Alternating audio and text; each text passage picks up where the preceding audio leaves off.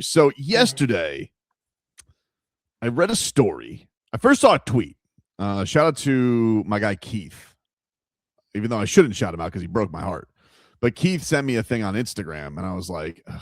It was a tweet from one of those hockey aggregates, right? Mhm. And I was like, I've never heard of this person reporting this story, so I got to look into this. But it was a story that got a lot of traction yesterday in all the hockey blogs, and it was reported by somebody who I've never heard of, but is followed by credible hockey people, so I don't think that they're making it up.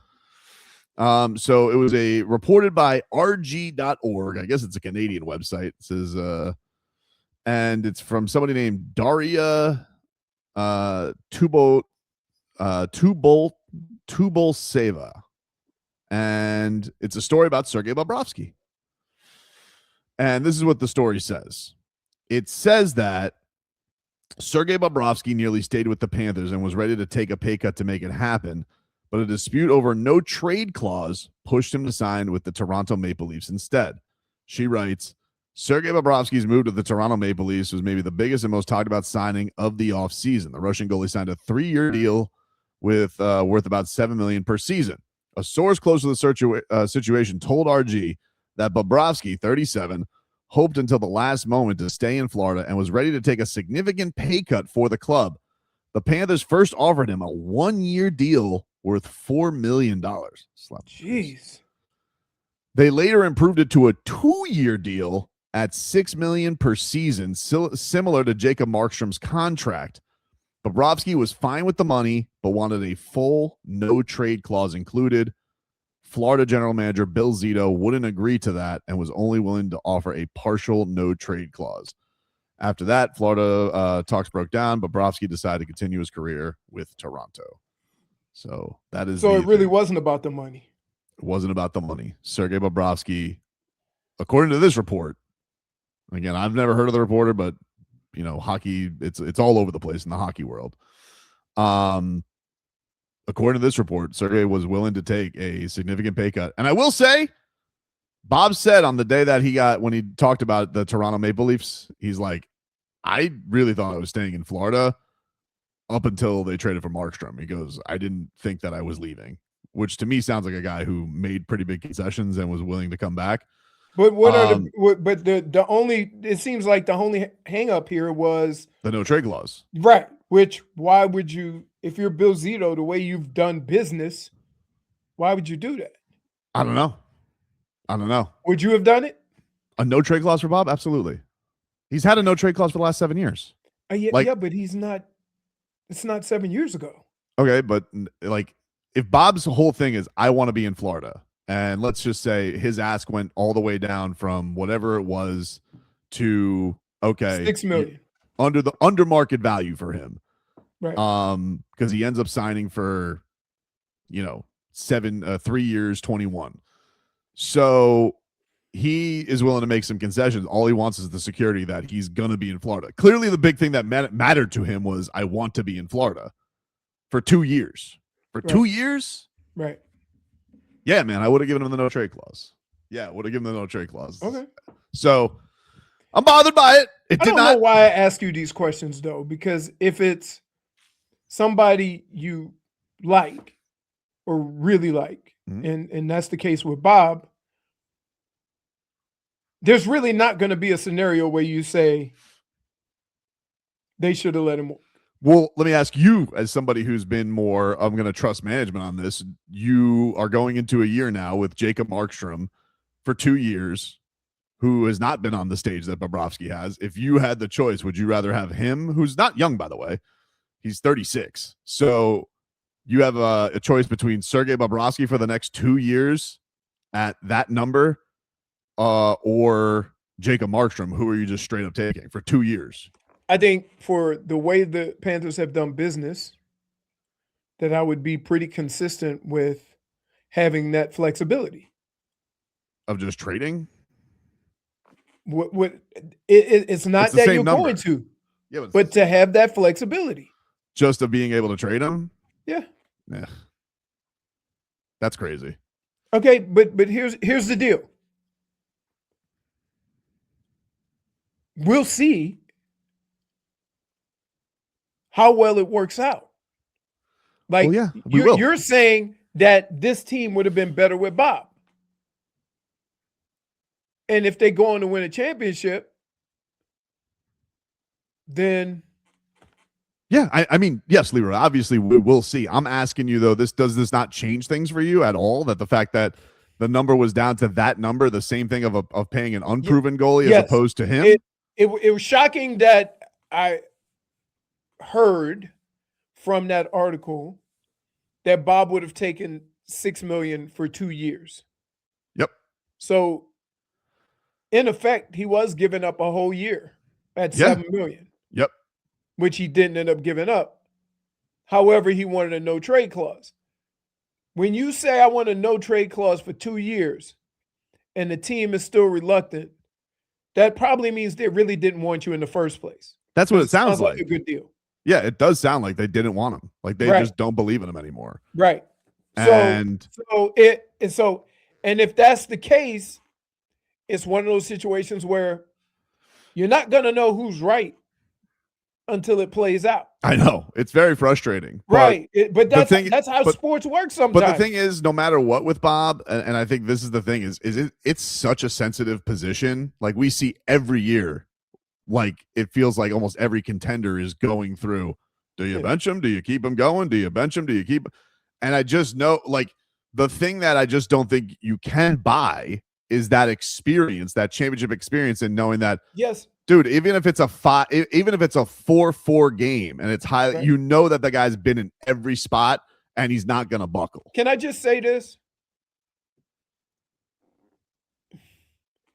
You more than any of my friends, right? You get caught up on what a player has done and not what he will do. And as you get older, the what he will do becomes more and more of a question mark. It just does.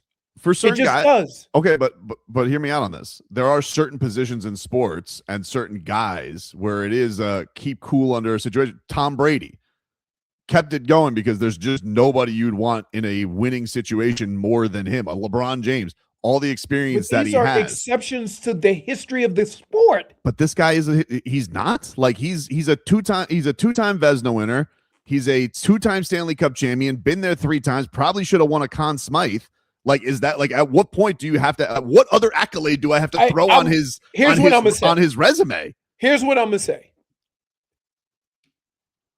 I'm not mad at the Panthers, and I would probably do the same thing from this standpoint. I'm not saying that he won't be good. I'm not saying he can't do it. I'm saying that it's a bit risky for me. And so I would pass. See, for me, I'm not going to give up any concessions with a guy who, I want him, but I don't think I have to have him. See, my thing is, I feel like you may end up having a good regular season with Markstrom. It's the question of what's going to happen when you're down 2-1 in a series and the cheeks get tight. What's going to happen in those situations? Do I have the trust in him to be able to do that? That's what I really. But again, as players get older, how much can you rely on that? Like you and this is the only issue I have. You think that Bob will be Bob as long as you need him to. And I'm saying that when it goes south rapidly. So and you go, oh no. So I'm not saying he's not going to be any good. I'm saying I understand people not wanting to risk having that fall off when you have built a team that can win a championship. Okay, so tomorrow's game 7. Who are you starting? Tomorrow. Who's the goalie for the Panthers? I'm asking you. I'm asking you. You're starting Markstrom. Yeah. You just lost game 7. Congratulations. Okay, but see, like the things that you're saying. You're not a champion. The things you are saying about Markstrom, you don't know either. Because you're talking about what Bob has done. Yeah, that's right. He's done it. It's Bill Zito's job to try to think and figure out what Bob is going to do. Well, he better be right. He better be right because he's honestly he's been right. Okay. Has he not? Pat with Riley his signed, moves? dude. Pat Riley signed Deion Waiters and Hassan Whiteside to long-term contracts. Every great GM has misses. Every one of them. Every But one of them. the good Every one of outweighs them. the bad. For now, So if he's wrong, I say you missed that. okay. Will you tell me? Will you say, Tobes, you were right? About Bob? Yeah. Yeah, absolutely. Again, you're missing the point. I'm not saying that Bob won't be good, right? I'm not saying he's done. What I am saying is that you're risking too much for the fall off. What are you risking? What was the risk that he needs permission that he's terrible and you end up it cost you because you went 1 year too long. Most GMs don't listen. Most GMs get out early rather than late. Okay, but in the scenario of this, if you were willing to give him the money but not the no trade clause, and they were in a situation where you could have been like, "Oh, we wanna move on." Like, let's say the Panthers suck this year, Barkov's porcelain, which isn't going to happen. Right. Like you're obviously not that much of a genius. You just quibbled on the idea of I don't have any outs here, and that you don't trust him in that. And for him, like if we're sitting here and the Panthers really offered him a 1-year deal for $4 million. Like you thought that he fell off that badly. I mean, I just don't know, man. I think that's crazy talk. All I'm saying is this: most GMs get out a year early versus a year late, and especially where this franchise is. And I would say maybe the feeling around the building was, we'll take him if it's, to use one of your terms, on the cheapskis. And I'm not saying that that's a cheap contract. Pretty cheap But contract. then he starts making demands. I want a no trade clause. Absolutely not. That's probably how the conversation went. So I can understand how it went south. But again, if they win a championship and Bob has a great year, it's a win-win. If they don't win a championship and we say it's because of the goalie and Bob ends up having a great season, then we can say, while I understand you trying to get out early, it didn't work out because Bob had another one of his years. It happens a lot. It happens in a lot of sports. So, like, to say that, oh, they're cutting ties with Bob for whatever reason, I can understand it. He's a little bit older. I think it's a mistake. I think he's with those exceptions. And again, here's what sucks about this argument is we're going to have this argument all year when Bob has a 6 save and when Markstrom lets one go through the wickets. Well, listen, I don't want to go into a season rooting against Markstrom. I want to just root for the Panthers, but I just think that this is, the more I read about it, because the way the Panthers try to get out in front of this and say, hey, Bob wants the sun and stars.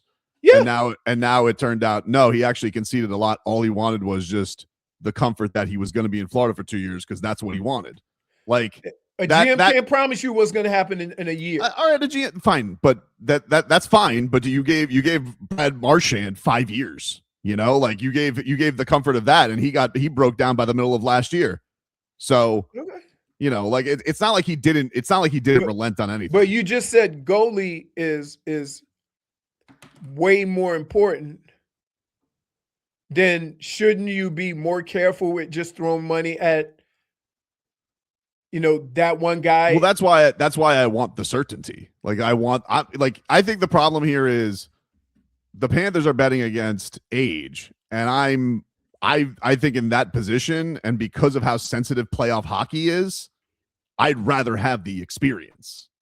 I'd rather have the experience knowing how that guy is shot to shot, because these games can get crazy, rather than we see every single year, Leroy, the other teams are dealing with head cases. I think you do this a lot in sports, that you think a guy's going to do it forever. And when it comes to a screeching halt, and you think of all the guys that you thought were going to keep doing it, when they couldn't, it looked bad. And so I'm not mad at a team for thinking of getting ahead of that, right? I'm not going to be upset about that, even if Bob ends up having a better year. All right, we'll take a Because break. that's what teams, like good organizations, get out from under that before and not be stuck with it after.